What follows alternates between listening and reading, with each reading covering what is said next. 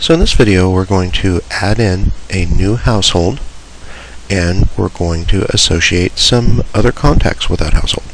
So you'll come to the contact menu and go down to new household. You will get to the new household screen, and as you'll see, it is very similar to just adding an individual contact, except there are a few changes. Up here we have household name, and I'm going to put the Doe household.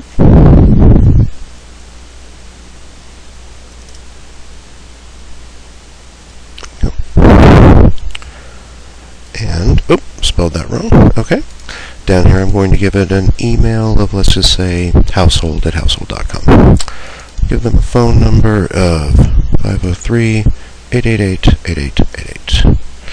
I'm not going to fill in any of this other information, but there's also Instant Messenger in case they have an Instant Messenger service, and OpenID, a website they might be associated with, and a source, which once again, generally that's however you source the contact, but it really doesn't serve too much of a purpose in this installation. So you can also check for matching contacts just like you can with the individual contact. You can add an address. We'll add in some sample information here real quick. From Oregon. Latitude and longitude, once again, Google will actually automatically fill that in once the contact is saved. It's communication preferences. I'm going to say that they do not want to be contacted by email. Some initial notes, if you wanted to enter in notes into the system. And I'm not going to tag them with anything, but as you'll see, we have the same tags we have over here for household as we have for individual contact. Click Save.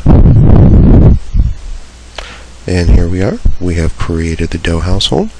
We have a big stop sign here saying do not contact them by email. We have their phone number listed here. Pretty much very, very similar to the regular contact screen. We're going to come over now to relationships. I'm going to click on that, and I'm going to add a relationship. And the first one I'm going to do is I'm going to say that here. I'm going to say that the head of the household is, and that would be John. There he is, John Doe. When did this start? Let's say that Mr. Doe got married in February 2nd. And we're not going to put in an end date because he's still married. Description or notes, you could put in some description of who John is and some initial notes about him if you wanted to.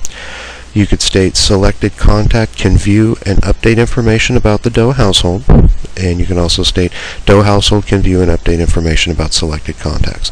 What this means is if John Doe is in the system himself and he's a user of this system, then you're going to want to check these boxes if you want that particular individual to be able to update information about his own file, or you want other people in his file who may also use the system to update information about that particular household. If you do not select these, anybody associated with this household that is also a user of the system will not be able to update it, nor will other users that are connected to that household be able to update that household. But if they're not users of the system, then these selections right here are not relevant. So we're going to say Save Relationship. And there we are. We now see we've got John Doe listed right there. He's in Salem, Oregon. Here's his email and his phone number. You can view him, you could edit him, you could disable him, you could delete him, and disabling him is just that, he's just going to show up as disabled.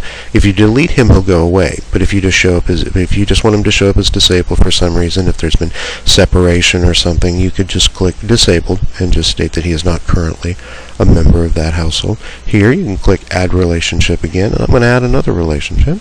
This time we're going to say household member is.